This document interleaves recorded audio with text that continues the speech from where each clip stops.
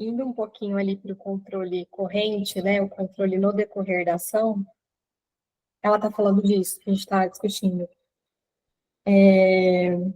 Lá na no finalzinho da 192, ela fala que esse controle no decorrer da ação, o que é importante é a função da retroalimentação, popular feedback, né? Você está ali trabalhando, se a gente pensar naquela formulazinha, modelo, ação conjunta, autonomia, quando você ensina, né? Você modela a ação, aí você faz junto, e até fica fácil, e a pessoa, o aluno, fazer sozinho. Nesses momentos de ação conjunta, é muito importante ter a retroalimentação, o feedback, o professor observar a ação do estudante e dizer, olha, toma cuidado com esse caminho que você está tomando, né? Ou então, errou aqui, né? Errou ali. Tenta dessa forma em vez dessa. Ou então, você chegou nesse lugar, nesse beco sem saída, por quê? Vamos pensar junto, né? O que você fez para chegar até ali? Como você pensou? O que você arriscou? É uma conversa, né? Não necessariamente, não necessitando descartar, mas não necessariamente dizer está errado.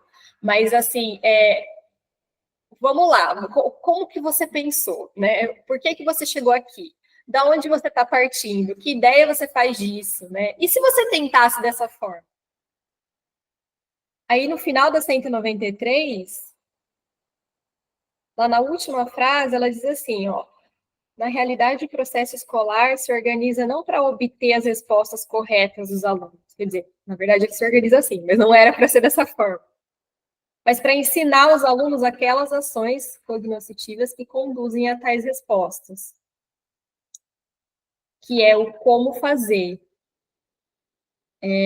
Por meio do que eu vou aprender, ensinar e aprender determinado conceito. E aí, quando ela fala em ações que conduzem ao conceito, eu penso em várias formas de se operar com aquele conceito, pelo menos em contexto escolar. E aí, pela falta de atenção com as ações, tá? Vamos pensar se a gente... Não sei se essa história de ensinar o conceito por ações ainda está meio abstrata, mas vamos pensar que se a gente tirar ações que são concretas e mentais, elas começam concretas e elas vão se transformando em mentais. Se a gente tirar as ações da história, a gente talvez sobre o quê? Uma definição estéril do conceito. Sabe? Uma definição estéril do conceito. Fotossíntese é quando... Pá, pá, pá, pá, pá.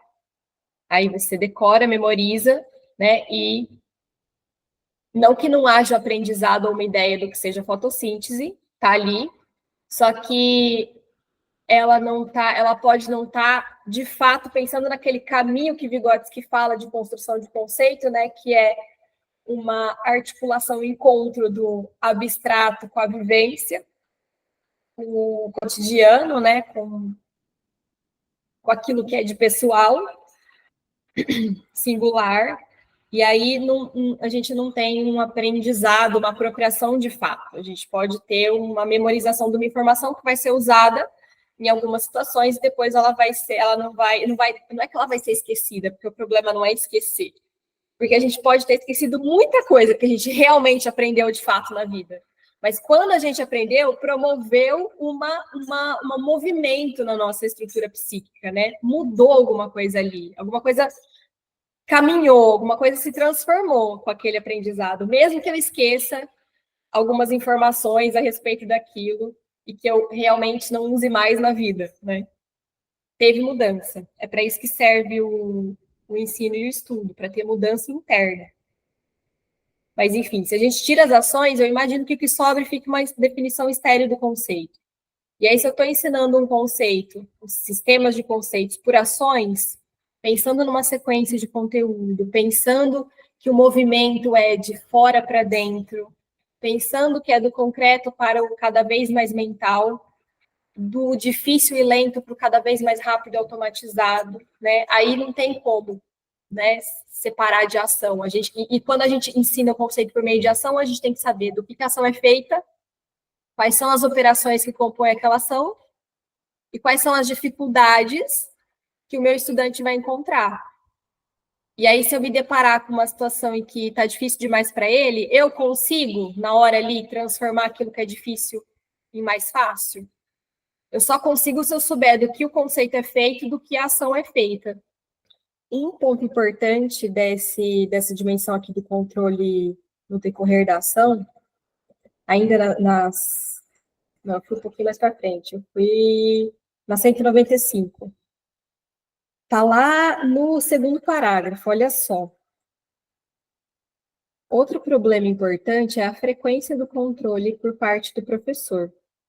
À primeira vista, pode parecer que quanto mais frequente seja o controle, melhor é, mas não é assim. Para poder determinar o regime mais efetivo do controle do processo de assimilação, é necessário considerar que o controle, além da função de retroalimentação, possui outra série de funções. Assim, se o professor comunica ao aluno o resultado do controle, então o controle pode cumprir a função de reforço, assim como a função de motivação. Interessante ela colocar o controle com essa função de motivação, né?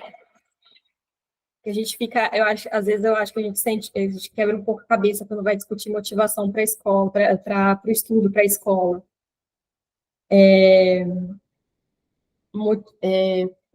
Quando a gente trabalha a dimensão dos motivos na perspectiva histórico-cultural, né, na produção de motivos para aquela atividade. Às vezes ainda parece um pouco abstrato, mas olha só, se a gente trabalhar a função de controle corrente, pode servir como uma motivação. E porque é um desafio.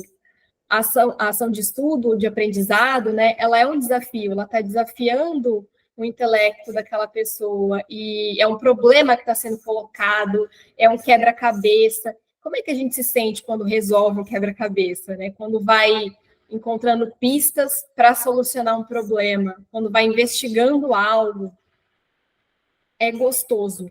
Aí que está o prazer de aprender e de estudar, que muita gente da PHC fala, não é um prazer imediato. Às vezes pode até ser imediato, se for, né, se tiver essa relação sendo formada, né? Nossa, eu tô aqui quebrando minha cabeça e de repente achei a solução. Legal, quero outro problema. Mas aí, continuando até o final do parágrafo, ó, ademais, se o controle se realiza por parte do mesmo aluno, através de comparação da ação que ele realiza com o modelo, então, no caso de erro, o controle participa como um apoio. E aqui ela já está falando em autocontrole, né? De como é possível, à medida que a gente ensina, também ensinar o próprio aluno a se corrigir e a controlar a própria ação. Tem muitos casos de desconhecimento de como controlar a própria ação que acaba sendo confundido com TDAH, aí no início do fundamental.